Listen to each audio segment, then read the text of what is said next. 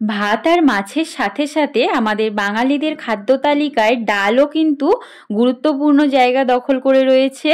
But এইভাবে বানানো হাতে মাখা মসুর ডালের যে এত স্বাদ হয় তা আগে জানলে প্রতি সপ্তাহে 2 থেকে 3 বার কিন্তু বানাতে বাধ্য হবে।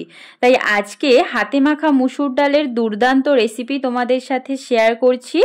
বাড়িতে থাকা খুব সামান্য উপকরণ দিয়ে ভীষণ চটজলদি এই রেসিপিটা তোমরা বানিয়ে নিতে পারবে।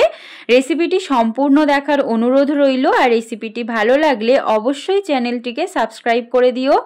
তো হাতে মাখা মসুর ডাল বানানোর জন্য আমি এখানে একটা কড়াই নিয়ে নিয়েছি। এর মধ্যে আগে থেকে ভেজানো 250 গ্রাম মতো মসুর ডাল নিয়ে নিলাম। এখন কিছুটা কুচানো পেঁয়াজ দিয়ে দিচ্ছি। এখানে আমি একটা মিডিয়াম সাইজের পেঁয়াজ কুচিয়ে নিয়েছি। 3টে চেরা কাঁচা লঙ্কা দিয়ে দিলাম। একটা ছোট আলু সরু সরু করে কেটে নিয়েছি, ওটাকেও দিয়ে দিলাম। অল্প একটু কুচানো টমেটো অ্যাড করছি। সাথে দিচ্ছি স্বাদ মতো লবণ, অল্প একটু হলুদ গুঁড়ো, হাফ চা চামচ মতো জিরে গুঁড়ো দিচ্ছি, আর সবশেষে অল্প একটু সর্ষের তেল দিলাম। এখন এই সমস্ত সবজি ও মশলাগুলোকে ডালের সাথে খুব ভালোভাবে মেখে নিতে হবে, যাতে করে প্রতিটা ডালের দানার মধ্যে যেন মশলাগুলো খুব ভালোভাবে মিশে যায়।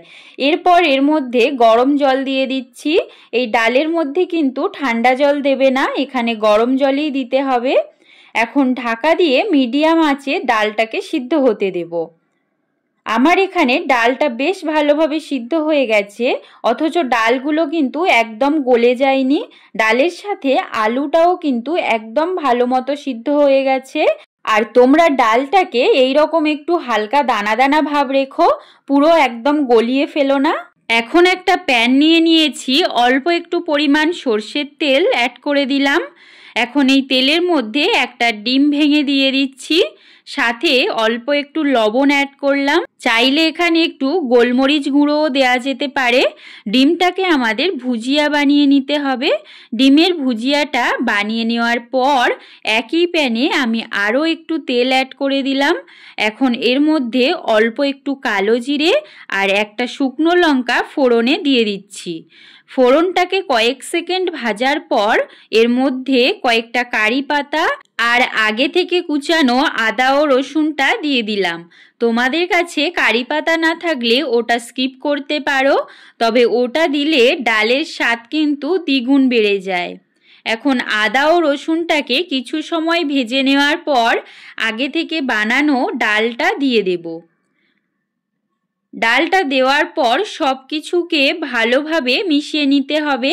ডালটা এরকম ফুটতে শুরু করলে আগে থেকে ভেজে রাখা ডিমের ভুজিয়াটা অ্যাড করে দেব। ডিমের ভুজিয়াটা তোমাদের পছন্দ না হলে নাও দিতে পারো, তবে এটা দিলে কিন্তু ডালের স্বাদটা খুব সুন্দর আসে। এর সাথে অল্প একটু গরম মশলা আর সামান্য চিনি দিয়ে দিলাম।